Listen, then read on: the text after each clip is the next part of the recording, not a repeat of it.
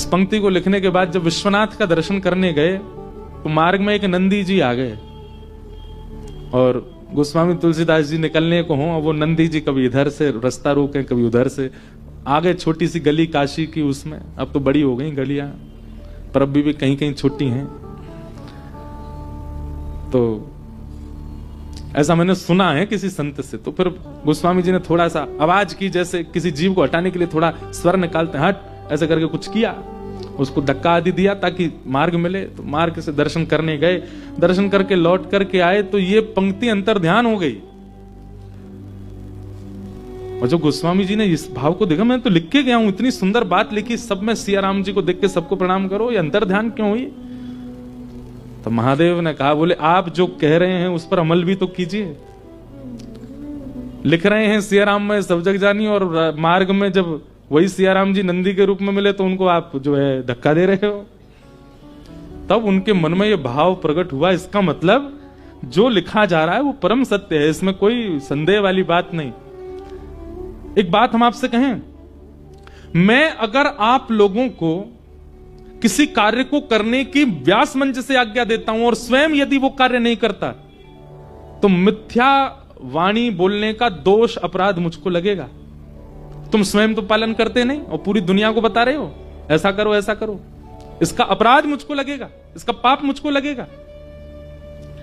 इसलिए वक्ता को भी बहुत सावधान, यदि वो कोई बात बोले तो पहले स्वयं से पूछे वो स्वयं करता है कि नहीं।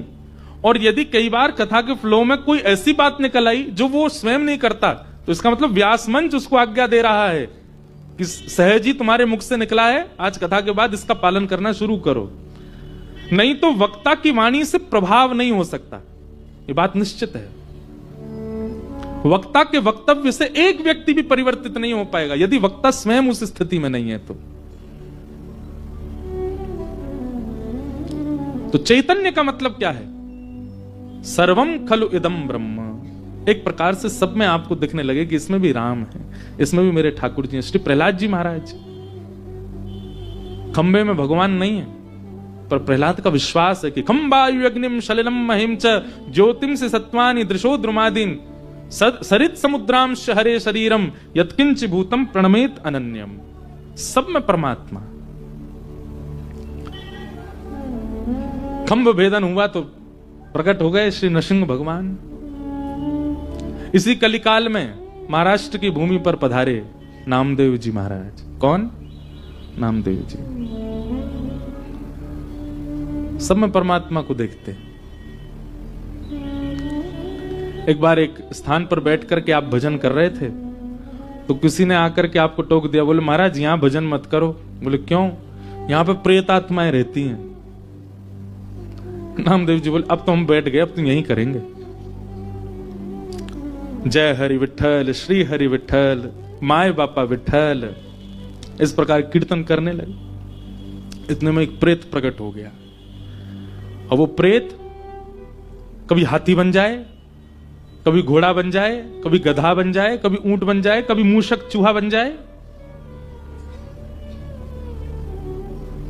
बार बार रूप बदलने लगा अपने और भयभीत आवाजें निकालने लगा। नामदेव जी महाराज ने जैसे ही उसको देखा तो नामदेव जी बोले, संसार के लोग झूठ बोल गए मुझसे कह के गए कि यहां कोई प्रेत रहता है, लेकिन भैया इतने रूप बदलने की सामर्थ्य प्रेत में नहीं है तो परमात्मा में है। और साक्षात परमात्मा मान के प्रेत को ही प्रणाम करने लगे। जय हो भले पधारे मेरे लंबक नाथ। इतने लंबे बन गए ठाकुर जी। बोले इतने रूप बदलने की सामर्थ्य ये किसी प्रेत में नहीं हो सकती, ये तो परमात्मा में है। जैसे ही दंडवत किया महाराज, था तो वो प्रेत ही, लेकिन तुरंत श्री पंडरीनाथ विठल भगवान प्रकट हो गए।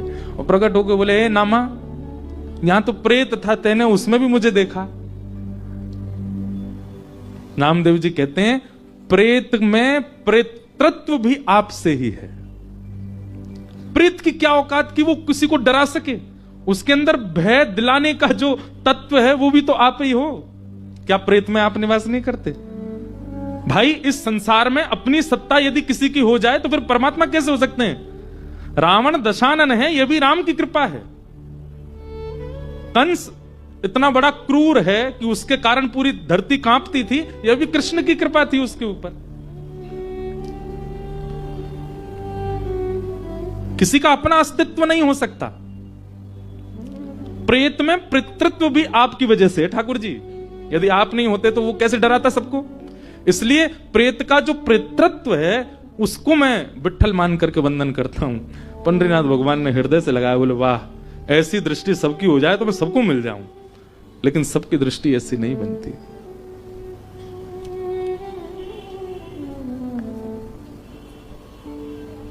मैं नहीं, मेरा नहीं।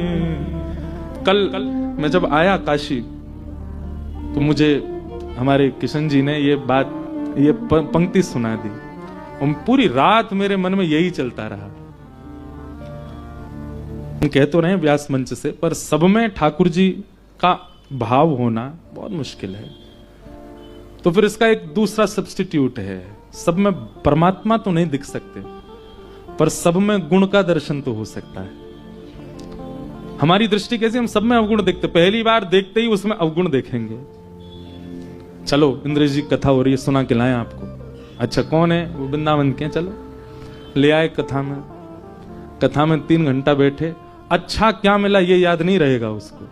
बाहर निकलते, महाराज जी नाचने वाला भजन कोई नहीं गाया उन्होंने। कोई ऐसा कोई संकीर्तन नहीं गाया जिसमें थोड़े पांव थिरके। हमने कथा सुनी थी, वो व्यास जी चुटकुला बहुत सुनाते थे, एक भी चुटकुला नहीं सुना। थोड़ी हंसी आए, 3 घंटा बैठे हम लोग। अवगुण बहुत जल्दी हम लोग देखने लगते हैं। ये आप अपने ऊपर भी आप अपने आप से पूछ के देखिएगा, ये सबके अंदर गुण होता है। लड़के वाले लड़की देखने जाते हैं अपने पुत्र के लिए, तो उससे मिलके जब लौट के आएंगे ना, गाड़ी में बैठेंगे सब वापस अपने घर के लिए, उसमें गुण कितने थे उनकी चर्चा बाद में होगी। हाँ ठीक है, गोरी तो है, पर उसके पांव देख के मुझको थोड़ा लगा कि पता नहीं शुभ है कि नहीं है। उसका मुख देख करके मुझे थोड़ी चालाक सी तो लग रही थी। तो अब गुणों की चर्चा करो ना, अवगुण क्यों? ये मानव स्वभाव है। हम जहां भी जाते हैं, जिससे भी मिलते हैं, जिसको भी देखते हैं, हमारा स्वरूप बन चुका है, उसमें पहले अवगुण निकालो। हम अवगुण शॉर्टलिस्ट पहले करते हैं, गुण कई बार हमारे नजरअंदाज में रहते हैं। आप यदि आध्यात्मिक हैं, आप यदि नाम जप करते हैं, आप यदि तिलक लगाते हैं, आप यदि शिखा रखते हैं, आप यदि कथा सुनते हैं, आप नित्य विश्वनाथ जाते हैं, आप नित्य गंगा दर्शन करते हैं, तो आपकी दृष्टि परिवर्तित होगी, सब में गुण देखना शुरू हो। और यह नहीं हुआ है तो आप जो कर रहे हो वो मेहनत है, काय को कर रहे हो? इतने जाड़े में भी सुबह सुबह विश्वनाथ जी को काय को परेशान करने जा रहे हो? क्यों गंगा जी का इतना स्नान आदि कर रहे हो, जब आपका स्वभाव ही परिवर्तित नहीं हो रहा है? तो परमात्मा का दूसरा रूप क्या है? चैतन्य। सब में उनका दर्शन, पर सब में परमात्मा ना देखें तो सब में कम से कम गुण देखो, सब में भलाई देखो, सब में गुण देखे। राम जी का स्वभाव है वो सब में गुण देखते हैं, और रावण का स्वभाव है वो राम जी में भी अवगुण देखता है। वो राम जी में भी अवगुण देख रहा है। जिनका रूप देख करके पत्थर पिघल रहे हैं, जिनके स्पर्श से पूरी पृथ्वी मदमस्त होती जा रही है, उनको देख करके, उनके बारे में सुन करके, और कोई और नहीं सुना रहा है, स्वयं हनुमान जी जाके बता के आए, अंगद जाकर के बता करके आ रहा है, फिर भी रावण को अवगुण ही दिख रहा है। तो इसका मतलब क्या है? अवगुण दर्शन ये राक्षसत्व है। और जिस दिन आपकी दृष्टि में सद्गुण दर्शन भाव प्रकट हो गया, गुण दर्शन प्रकट हो गया, सद्गुण भी मत देखो, गुण ही देख लो। आप श्रोता हैं, आप साधक हैं, आप आध्यात्मिक हैं। तो भगवान का दूसरा रूप क्या है? चैतन्य। सब में जिनकी व्यापकता है, जो जड़ नहीं है। अब ये तो था एक सामान्य अर्थ, अब इसका दूसरा अर्थ क्या है? आपके सेवा है, सबके घरों में सेवा ठाकुर जी की विराजमान, चाहे वो चित्रपट की है, चाहे वो लड्डू गोपाल है, चाहे हमारे श्रीनाथ जी हैं, गिरधर लाल हैं। सेवा उसी दिन आपकी श्रेष्ठ होने लग जाएगी जिस दिन आप उनके जड़ भाव को दूर कर दोगे। उनके प्रति आपकी जड़ की स्थिति जिस दिन समाप्त हो जाएगी, उसी दिन आपकी सेवा प्रकट हो जाएगी, सेवा आप करने लग जाओगे। बहुत ध्यानपूर्वक सुनिएगा, सावधानी से सुनिएगा। आप अपने ठाकुर जी को यदि जड़ मानते हैं कि वो एक धातु मात्र है, आपसे सेवा में अपराध बनेगा, आपसे भोग में अपराध बनेगा, आपसे श्रृंगार में अपराध बनेगा, क्योंकि आपने यह मान लिया कि यह तो धातु है। लेकिन जैसे ही आपके चित्त में चैतन्य, पूर्ण चैतन्य भाव आ गया कि नहीं ये धातु नहीं है, ये परम चैतन्य ठाकुर जी हैं, तो ठाकुर जी भी फिर चैतन्य बन के दिखाएंगे। मैं अपनी कथा में एक बात कहा करता हूं, सब लोग बहुत ध्यान से सुनना। महादेव का स्वरूप सब जगह क्या बताया गया? ध्याये नित्यम महेशम रजत गिरिनिभम चारु चंद्रावतंशम। कैसे महादेव? एक तो सबको ये बात पता है पर इसको कोई जानता नहीं कि महादेव कैसे हैं। गौर वर्ण के हैं महादेव। कैसे हैं? गौर वर्ण, कर्पूर गौरम। और इस श्लोक में भी कहा गया रजत गिरिनिभम, यानी कि जैसे चांदी का पर्वत चमकता है ऐसे महादेव की कांति है। और चारु चंद्रावतंशम, अपने मस्तिष्क पर चंद्रमा धारण करते। रत्ना कल्पोज्वलांगम, और अंग कैसे चमकता है? जैसे कोई रत्न चमक रहा हो। पयुष मृगवरा, जिन्होंने बागंबर पहना है, एक मृग चर्म पहना है। भीति हस्तम प्रसन्नम, कैसे बैठे? बोले प्रसन्न मुद्रा में बैठे। पद्मासीनम समन्ता, पद्मासन में बैठे। ये दोनों पैर के तलवे ऊपर को आ जाएं, इसको पद्मासन कहते हैं। पद्मासीनम समन्ता स्तुतमर गणई, गण सब स्तुति गा रहे हैं खड़े होकर के। विश्वाद्यम विश्ववंद्यम, विश्व के जो आदि हैं, प्रथम हैं, और विश्व के जो वंद्य हैं। अखिल भयहरम, ब्रह्मांड के भय को दूर करने वाले। पंचवक्रम, पंचमुख वाले। त्रिनेत्रम, इनको हम प्रणाम करते हैं। लेकिन कहीं भी देवालय में चले जाओ, महादेव तो लिंग के रूप में ही दिख रहे हैं। कहां है पंचवक्र? कहां है चारु चंद्र? कहां है वो रत्नों जैसी कांति? कहां है वो चमकते हुए महादेव का स्वरूप? क्यों नहीं है वो विग्रह? और यही बात हमारे वृंदावन चंद के पास चले जाओ, उनका वर्णन कैसा? कि वरहापीडम नटवर वपुः कर्णयो कर्णकारम, बिभ्रदवासः कनक कपिसं वैजयन्तीं च मालाम्, रन्ध्रान् वेणो अधर सुधया पूरयन् गोपवृन्दै, वृंदारण्यम स्वपदरमणम प्राविशद कीर्ति। उनका वर्णन कैसा है? बाकी सब वर्णन छोड़ो, एक वर्णन सुन लो केवल। रंध्रान वेणो अधर सुदया, वंशी तो है, कर कमल में ही है, आवाज क्यों नहीं आ रही है? फिर ध्वनि क्यों सुनाई नहीं देती? महादेव लिंगाकार में ही क्यों हैं? श्री कृष्ण के हाथ जब उठे हैं, वेणु है, तो फिर स्वर क्यों नहीं सुनाई देता? ठाकुर जी ने मुझे और आप सबको चैलेंज किया है, अगर तेरी प्रेम लक्षणा भक्ति में सामर्थ्य हो तो वेणु तो है, कर कमल में वेणु तो है, कोमल उंगलियों से छिद्र भी आच्छादित हैं, मुख पर अधर पर वेणु का प्रथम छिद्र भी है।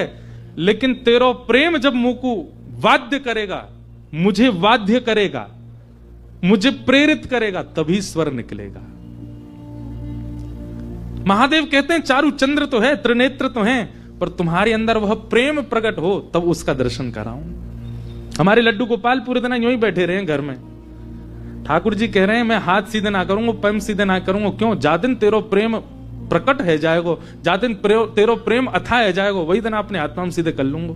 इसका मतलब क्या है? हमारी सेवा से अगर हमारी ठाकुर जी जैसे आए थे वैसे ही हैं, इसका मतलब ये प्रेम प्रकट किया नहीं तो ठाकुर जी बदल जाते हैं। ठाकुर जी थोड़े तो हाथ पांव सीधे करते, नहीं तो परिवर्तित होते हैं। अब यहां व्यवस्था नहीं तो हम अपने लाल जी का एक दर्शन कराते। जब हमारे ठाकुर जी आए थे 5 वर्ष पहले, तब का स्वरूप और आज के ठाकुर जी का स्वरूप, आप कहोगे ये वो है ही नहीं। जब हमारे लाल जी आए थे तो ऐसे लगते थे जैसे पत्र पूछ रहा से पत्रे दुब रहे।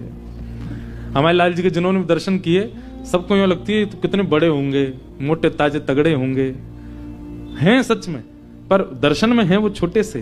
पर प्रथम दिन का दर्शन, और मैं रोज देखता हूं अपने प्रथम दिन के गिरधर लाल जी और आज के, ऐसा परिवर्तन। गदमदरा से तो गाल फूल गए उनके, नेत्रन में ऐसी रौनक सी आ गई है, कांति ऐसी लगती है अद्भुत। अब जैसे हाथ पांव बिल्कुल खा पी के जैसे खाते पीते घर के बालक हो जाते हैं, ऐसे लाल जी हो गए। पहले कोई वस्त्र धराने से आते ही नहीं थे, इतने छोटे से ठाकुर जी हमारे। अब आप कितने बड़े वस्त्र ले आओ, कैसे भी करके धारण कर लेते। तो चैतन्य, आप जिनकी सेवा करते हैं, केवल नियमित रूप से भोग लगाना, आरती करना, यह आपका कर्तव्य नहीं। आपका कर्तव्य यह है कि जैसे आए ये परिवर्तित होने चाहिए। इनके स्वरूप में थोड़ा तो, भाई बालक जन्म लेता है वो छोटा सा ही होता है, 10 साल हो गए इतना सा ही है, मां को चिंता नहीं होगी? चिंता क्या होगी, पूरा घर परिवार रोएगा, ये बढ़ता ही नहीं, इतना सा ही है। हर दिन उसमें परिवर्तन आए, वो कुछ नया सीखे, कुछ नई क्रिया करे, उसके हाथ पांव थोड़े बढ़े, चलना सीखे, बोलना सीखे, आंखें टिमटिमाए, पूछें कान कहां है तो तुरंत बताए, नाक कहां है ये है, जीभ कहां है ये है। हर दिन कुछ नया ज्ञान, उसमें परिवर्तन दिखता है, तब परिवार प्रसन्न रहता है कि हमारा बालक पल रहा है, बढ़ रहा है। सेवा में भी आपका भाव और आपके ठाकुर जी का स्वरूप, इसमें परिवर्तन आना चाहिए, तब आपकी सेवा लग रही है, आप सेवा कर रहे हो, ये बात पता चलती है। ये इसी को कहते हैं चैतन्य। ठाकुर जी का तीसरा रूप क्या है? आनंद। हमारे गुरुदेव एक बहुत अच्छी बात कहते हैं, ठाकुर जी के प्रथम 2 स्वरूप यदि आपने भली भांति पहचान लिए, यानी कि सत्य और चैतन्य, तो तीसरा रूप अपने आप प्रकट होगा। क्या? आनंद। वो सब गाओगे, नंद घर आनंद भयो जय कन्हैया, अवध में आनंद भयो जय रघुवर राम की। आनंद। रहते काशी में हैं, गंगा तट पर हैं, फिर भी इतने निराश, हताश, उदास क्यों? ये तो आनंद वन है, यहां तो महादेव भी आनंद में रहते हैं। आप क्यों इतने निरानंद में हो? क्योंकि आपने महादेव को उस रूप से देखा नहीं, जाना नहीं, पहचाना नहीं, इसलिए निराश हो। तो सत्य परमात्मा को जिस दिन आपने चैतन्य रूप से भज लिया, उसी दिन जीवन में आनंद आएगा। सच्चिदानंद रूपाय। विश्वोत्पत्त्यादि हेतवे, विश्व की उत्पत्ति, पालन और संहार, ये 3 क्रिया जिनकी हैं। तापत्रय विनाशाय, 3 प्रकार के तापों का जो उपशमन करते हैं। ताप किसको कहते हैं? कष्ट को। एक बात बहुत ध्यान से सुनिएगा, ठाकुर जी को भजने वाला कष्ट विमुक्त नहीं होता।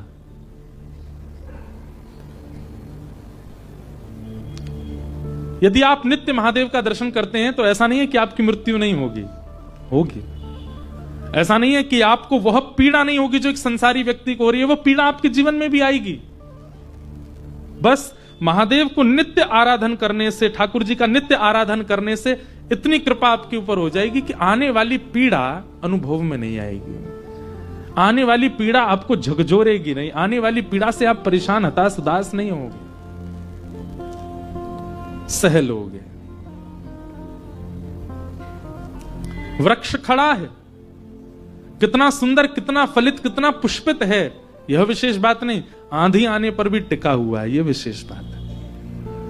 आप कितने स्वस्थ हैं, कितने पुष्पित, कितने पल्लवित, कितने फलित हैं, इसका मतलब क्या है?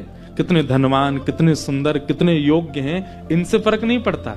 जीवन में आने वाली आंधी से जूझ रहे हैं, डट के खड़े हैं, ये आपके विशेष मानवत्व को प्रकट करता है। मानवत्व धनवान होने से नहीं, सुंदर होने से नहीं।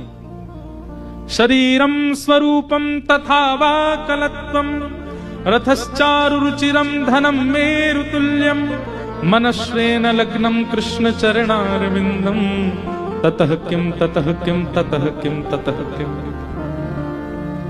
खूब सुंदर शरीर है, खूब सुंदर पत्नी है, खूब अच्छा घर है, खूब बढ़िया संपत्ति है, पल मनश्रेण लग्नम कृष्ण चरणारविंदम, मनश्रेण लग्नम गुरु चरणारविंदम, राम चरणारविंदम। मन यदि गुरु और भगवत सेवा में नहीं गया तो ततः किम, बेकार है, व्यर्थ है, उसका कोई लाभ नहीं। एक मैं कथा सुनाता हूं। दक्षिण में एक जगह है श्रीरंगम, तिरुचिरापल्ली। वहां पर श्री रंगनाथ भगवान विराजमान है, शेष नाग के ऊपर नारायण भगवान पौड़े हैं। उनकी विशेष कथा तो बड़ी मैं नहीं बताऊंगा। वहां पर एक भक्त हुए, उनका नाम था धनुर्दास। क्या नाम था? उनकी कथा में सुनाता हूं। धनुर्दास जो थे ना, उनकी पत्नी बहुत सुंदर थी, इतनी सुंदर थी कि संसार तो उनको दिखता ही था। धनुर्दास को भी इतने वर्ष ब्याह को हो गए, वो भी अपनी पत्नी को देखे बिना रहता नहीं, इतनी सुंदर। और उसकी सुंदरता का वर्णन भक्त चरित्रों में ऐसे किया गया कि धनुर्दास खुद पहलवान था, बहुत अच्छा शरीर था उसका, धनवान भी था, सोने के आभूषण पहन करके, रत्न पहन करके रहता था, लेकिन उसकी पत्नी जब बाजार जाती थी तो नियम था धनुर्दास के बिना नहीं जाएगी, वो साथ ही जाएगा। क्यों? वो छतरी लगा के चलता था पत्नी के ऊपर, और वो भी पीछे पीछे नहीं चलता था, पत्नी के ऊपर छतरी लगा के उल्टा चलता था ताकि उसका मुख मुझे दिखता रहे। ऐसा प्रेमी देखा? महाराज किसी का प्रेम ऐसा होगा भी तो वो संसार के सामने तो छुपा ही लेगा, बाजार में तो ऐसे नहीं घूमेगा। पर धनुर्दास के प्रेम की स्थिति इतनी ऊंची थी कि वो बाजार में घूमता था ऐसे, पत्नी के ऊपर छतरी लगाए उल्टा उल्टा चलता था उसको देखता हुआ।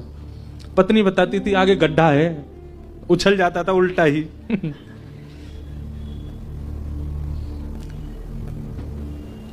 एक बार श्री रंगनाथ भगवान की सवारी जा रही थी, आगे सब लोग चल रहे थे हटाते हुए भीड़ को, हट जाओ हट जाओ, रंगनाथ भगवान की सवारी आ रही है। और सबसे आगे श्रीमद रामानुजाचार्य जी चल रहे थे, ठाकुर जी की सवारी चल रही है तो आचार्य आगे चल रहे थे। तभी उन्होंने इस दृश्य को देखा। क्या देखा? धनुर्दास अपनी पत्नी के ऊपर छतरी लगाए उल्टा चल रहा है, उसको देखते हुए। अब नगर बाजार के लोग तो हंसी उड़ा में एक दूसरे देख देख देख देख देख धनुर्दास को देख, कैसा जोरू का गुलाम है, देख। रोज उसको देखने के लिए अलग भीड़ लगती थी। उसकी पत्नी जब बाजार जाए तो भीड़ अलग लगती थी, अटारियों पर, छतों पर, नीचे लोग देखते थे, देखो कैसे जाता है। लेकिन रामानुजाचार्य जी की जब दृष्टि पड़ी, रामानुजाचार्य जी के आसपास के लोग भी सब उपहास करने लगे उसका, और किसी ने कह दिया कितना कामी व्यक्ति है। लेकिन वही बात है ना, श्रीमद् भागवत जी कहती हैं प्रयच्छति गुरु प्रीतो, गुरु यदि आप पर मेहरबान है, गुरु यदि आप पर प्रसन्न है, आप चाहे कितने भी घनघोर दलदल में क्यों ना हो, ठाकुर जी को उबारने आना पड़ेगा यदि आपके गुरु प्रसन्न है तो। रामानुजाचार्य जी को लगा गुण ही तो है, भले ही वो पत्नी में हो गया तो अवगुण कहला रहा है, और यही ठाकुर जी में होता तो सद्गुण हो जाता। गुण तो है पर संसार में है इसलिए अवगुण है, और यही गुण यदि ठाकुर जी में लग जाए तो सद्गुण बन जाएगा। और गुरु का यही काम है। हमारे अंदर सारी चीजें हैं, हमारे अंदर हम सर्वगुण संपन्न है। मैं, मेरे से लेकर पीछे तक एक एक व्यक्ति यहां सर्वगुण है, लेकिन क्योंकि वह गुण संसार में, इसलिए हम नरकगामी हो जाते हैं। गुरु आश्रय से वही गुण नाम में लग जाए तो वही फिर हमको भगवत धाम की प्राप्ति करा दे।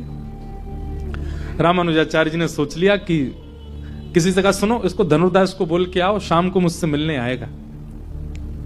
किसी ने जाके कहा ए धनुर्दास, तुमको रामानुजाचार्य जी ने मठ में बुलाया है। वो घबरा गया, ऐसा क्या हो गया? उसको यही लगा कि शायद जिस क्रिया से मैं जाता हूं सब उपहास करते हैं, रामानुजाचार्य जी को क्रोध आया होगा, डांटने के लिए बुलाएंगे। वो पहले से मन बना के गया था चाहे कितना भी डांट लें, मैं पत्नी को अब घर से बाहर ही नहीं जाने दूंगा। क्यों? वो बाहर जाएगी तो मुझे तो देखना उसको, उनकी डांट से भी मैं वह छोड़ तो नहीं पाऊंगा। रामानुजाचार्य जी ने उसको बुलाया तो जैसे धनुर्दास आया प्रणाम करके बैठा, रामानुजाचार्य जी बोले आज हमने एक दर्शन किया, तुम अपनी पत्नी के ऊपर छतरी लगाए उल्टे चल रहे थे। धनुर्दास नीचे नजर करके हाथ जोड़ के बैठा, गुरु के सामने कुछ कहना नहीं चाहिए, चुपचाप बैठे। रामानुजाचार्य जी बोले मुझे बस इतना बताओ क्यों देखते हो तुम पत्नी को? तो उसने कहा क्षमा करें भगवान, पर मुझे उससे सुंदर कुछ दिखा नहीं संसार में, बहुत सुंदर है वो, और हर दिन वो नई लगती है, हर दिन उसकी सुंदरता बढ़ती है, इसलिए मैं उसको देखता हूं। रामानुजाचार्य जी बोले अगर उससे सुंदर कोई तुम्हारे सामने आ गया तो? धनुर्दास बोला इतना विश्वास से कह सकता हूं उससे सुंदर कोई नहीं आएगा, मुझे विश्वास है उससे बढ़िया कोई है ही नहीं संसार में। रामानुजाचार्य जी बोले मैं भी तो कह रहा हूं अगर मैंने प्रकट कर दिया तो बोले मैं वचन देता हूं उससे सुंदर जो आएगा सदा उसको देखूंगा। फिर रामानुजाचार्य जी हाथ पकड़ के रंगनाथ भगवान के पास गए, और श्री रंगनाथ आचार्य हैं, उनकी बात तो ठाकुर जी मानते ही हैं। अंदर गर्भगृह में ले जाकर के कपाट बंद किए और रंगनाथ भगवान से प्रार्थना की, हे प्रभु इसके अंदर गुण है, लोगों में गुण होते हैं, इसके अंदर अति गुण है, गुण की मात्रा बहुत ज्यादा है। सब अपनी पत्नी को देखते हैं पर ऐसे कोई नहीं देखता होगा, मतलब गुण की अतीत है इसके अंदर। मेरी इच्छा है कि यह गुण आपके प्रति न्योछावर हो जाए।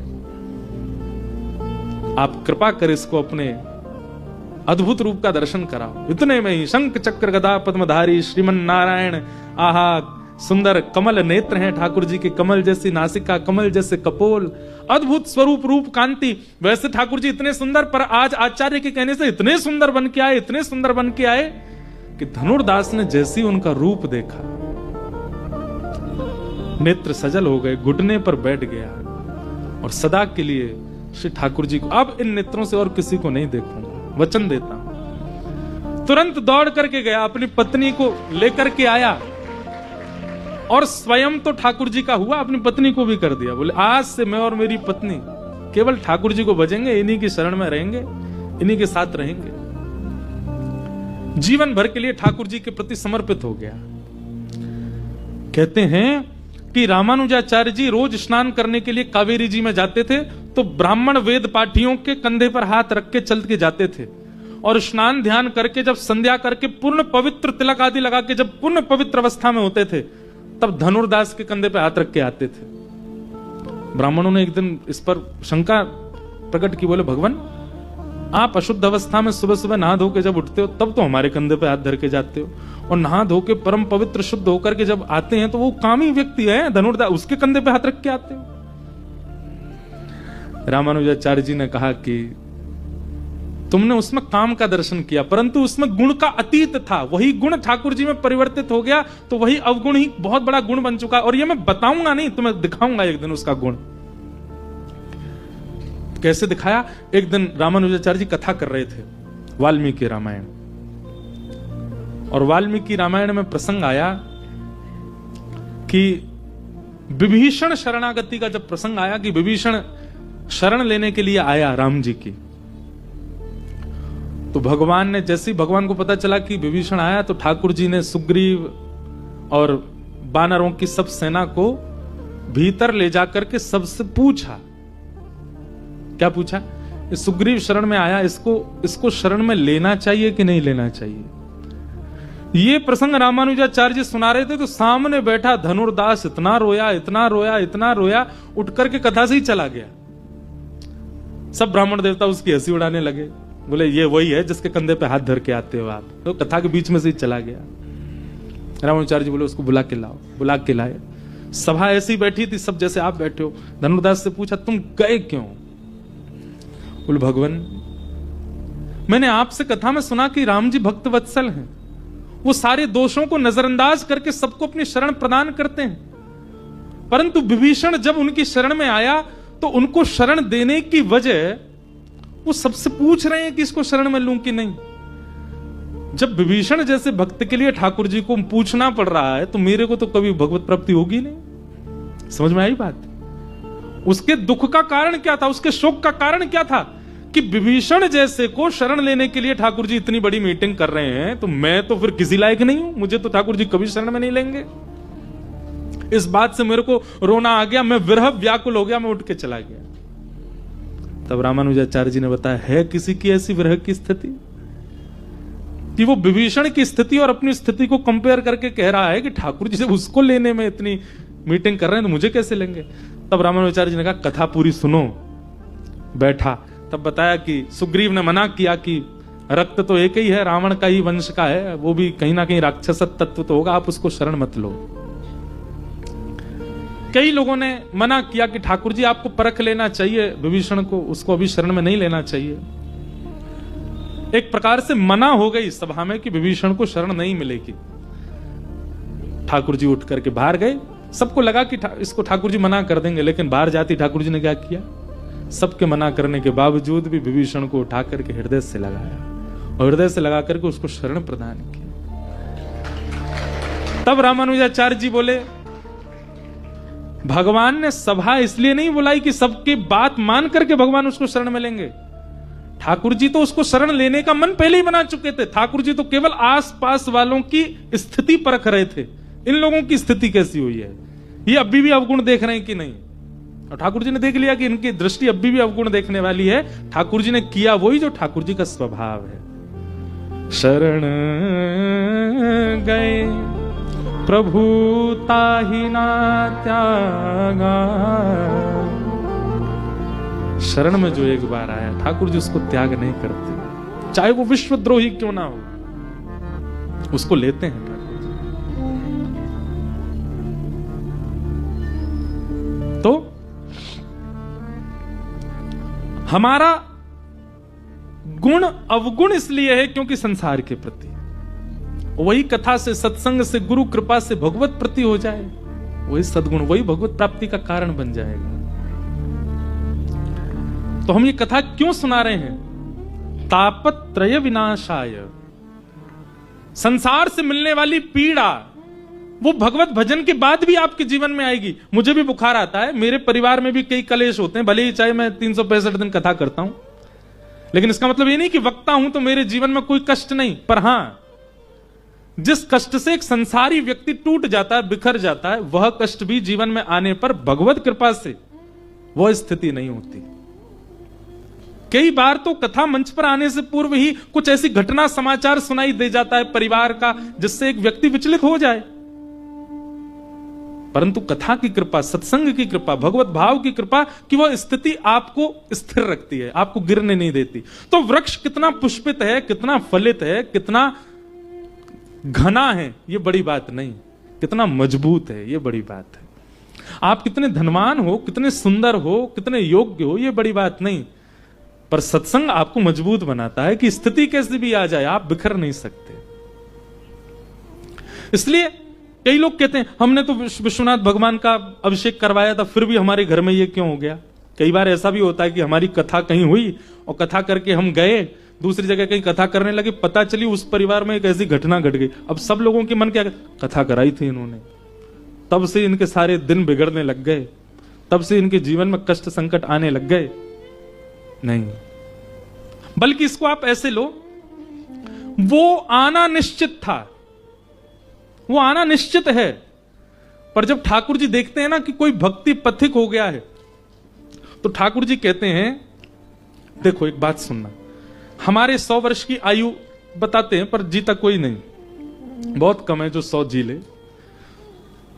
100 वर्ष के जीवन को विभाजित किया जाता है। जब ये 20 साल का होगा तब कुछ महीने के लिए कष्ट आएगा, फिर जब ये 28 वर्ष का होगा तब इतने दिन के लिए इसके जीवन में विपत्ति आएगी, फिर ये जब 40 का होगा तब ऐसा होगा, फिर 60 का होगा तब ऐसा होगा। हमारे जीवन के हर साल, हर 10 साल, 5 साल में, 4 साल में, 2 साल में एक संकट निश्चित लिखा है पहले से ही, और वो आपकी अंतिम पीड़ा तक उसका पूरा कोटा पूरा करना ही पड़ेगा आपको। और जितना रह जाएगा, मान लीजिए 80 साल में आपको कुछ भोगना था और आप भगवत धाम ही चले गए 75 में, तो फिर 80वां जो लिखा हुआ है वो भोगने के लिए आपको अगला जन्म लेना पड़ेगा। ये अधूरा रह गया इसका, तो वो जो होमवर्क अधूरा रह गया उसकी पूर्ति के लिए ठाकुर जी फिर भेजेंगे विद्यालय में, संसार में, जाओ उसको करके आओ। लेकिन व्यक्ति जब शरणागत हो जाता है ठाकुर जी के, व्यक्ति जब अधीन हो जाता है ठाकुर जी के, व्यक्ति जब भजने लगता है ठाकुर जी को, तो ठाकुर जी पता है क्या करते हैं? पूरे 80 वर्ष में विभाजित जो कष्ट था उन सबको समेट के एक साथ भोगवा देते हैं। जो इतने लंबे जीवन में भोगना था वो ठाकुर जी 2-3 वर्ष में ही भोगवा करके खत्म कर देते हैं कोटा।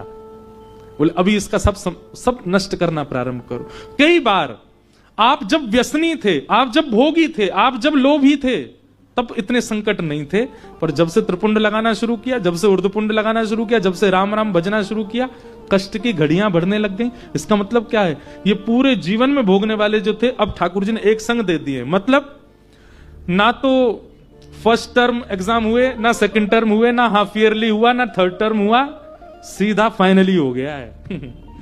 तो फाइनल एग्जाम दे देते हैं, बोले बाकी कुछ नहीं करना, तुम तो सीधा ग्रैंड फिनाले करो, बाकी सब क्यों करना है। तो कई बार भगवत शरणागति लेने के बाद कष्ट यदि अनुभव हो रहे हैं तो ये समझ लीजिए कि फाइनल एग्जाम है हमारा, पूर्ण परीक्षा, इसको कर लेंगे सब ठीक है, सब आनंद है। तापत्रय विनाशाय, कष्टों से मिलने वाली जो पीड़ा है उसका नाश करते हैं ठाकुर जी। कष्ट का नाश नहीं, वो तो हमारा प्रारब्ध है, वो तो भोगना पड़ेगा हमको। पर बंधुओं, नाम में सामर्थ्य है, नाम में सामर्थ्य है। क्या? उस कष्ट रूपी पहाड़ को कंकड़ बनाने की, उस कष्ट रूपी बाण को सुई बनाने की सामर्थ्य नाम में है। नाम, सत्संग में, कथा में सामर्थ्य है कि जीवन में आने वाली विपत्ति का अनुभव होना बंद हो जाता है, लेकिन नाम में सामर्थ्य है कि जीवन में आने वाली विपत्ति का विशाल रूप सूक्ष्म कर देता है। नाम, समझ में आई बात? सत्संग में क्या सामर्थ्य है कि विपत्ति जो आ रही है वो आएगी पर उसका अनुभव नहीं होगा, वो आपको तोड़ नहीं पाएगी। पर नाम में क्या सामर्थ्य है? आने वाली विपत्ति का जो प्रचंड रूप है उसका सूक्ष्म रूप कर देता है नाम। ये नाम की सामर्थ्य।